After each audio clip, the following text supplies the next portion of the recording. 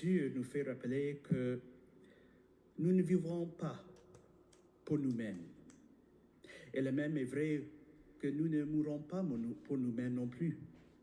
Parce que nous vivons pour le Seigneur et ainsi notre mort est dans ses mains.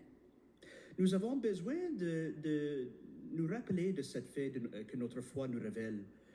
Parce que ça nous indique que nous avons un Créateur et un Rédempteur qui nous cherche. Que nous appartenons à lui. Et de comprendre ça et d'intégrer cette vérité de notre foi au fond de notre cœur nous aide à continuer à vivre notre vie d'une manière de plus en plus chrétienne.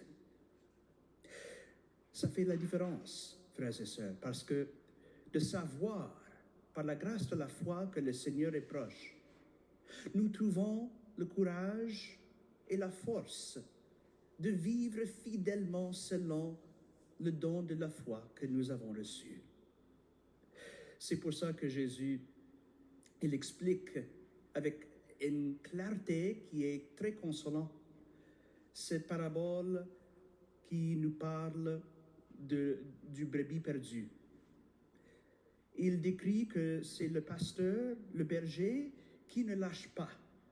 Malgré le fait que tout le reste de ses brebis sont sains et saufs dans la clôture, il choisit quand même de sortir pour aller jusqu'au bout pour trouver ce seul brebis qui est perdu.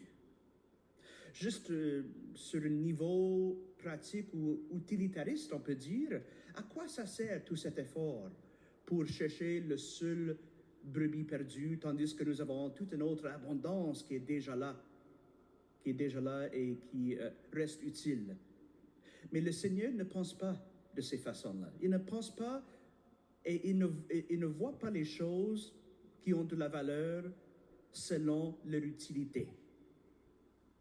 Ils ont par contre une valeur innée qui est là malgré tout, qui ne peut pas être ajoutée ou réduite selon ce qui se passe dans le monde.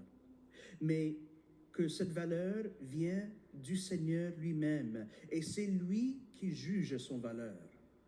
Et donc, étant donné que le Seigneur a mis cette valeur dans sa création, dans ses brebis et particulièrement en chacun de nous-mêmes, il ne lâche pas et il continue à nous chercher jusqu'au point où il nous trouve.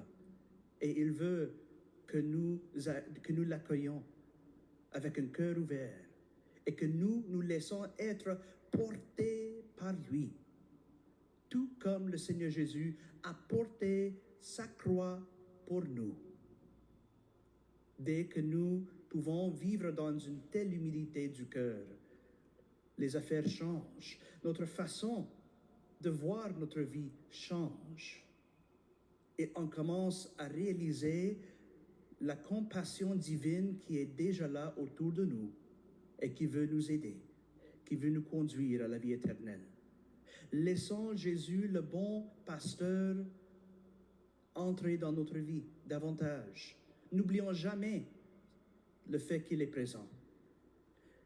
Et que notre réponse à lui soit toujours que nous voulons l'accueillir. Et si nous ressentons le besoin de devoir le chercher, souvenons-nous bien que c'est déjà le Seigneur qui a commencé cette recherche. Donc, il ne se cache pas. Il ne veut pas que nous le cherchions partout. Est-ce qu'il est là? Est-ce qu'il est là-haut, si bas? Non, il est proche. Et nous n'avons que de nous remettre avec un acte de confiance dans sa bonté divine. Et on va le voir dans notre vie. On va voir sa présence divine qui est là pour nous porter. Que nous pouvons donc grandir dans ce courage de notre foi. Parce que ça prend un courage de vouloir croire à la parole de Dieu malgré le fait que nous ne voyons pas tout et nous ne pouvons pas tout comprendre en tout moment. Ça prend un acte de confiance dans la vérité de Dieu. Et nous allons voir les merveilles de son amour qui est là. Et le voile va être partiellement, au moins partiellement enlevé par la grâce de Dieu pour nous encourager, pour nous renforcer, pour nous combler avec la grâce rénovatrice. Et comme ça, nous pouvons rassembler davantage comment nous sommes vraiment devant Dieu, enfants, disciples et frères et sœurs de Jésus-Christ.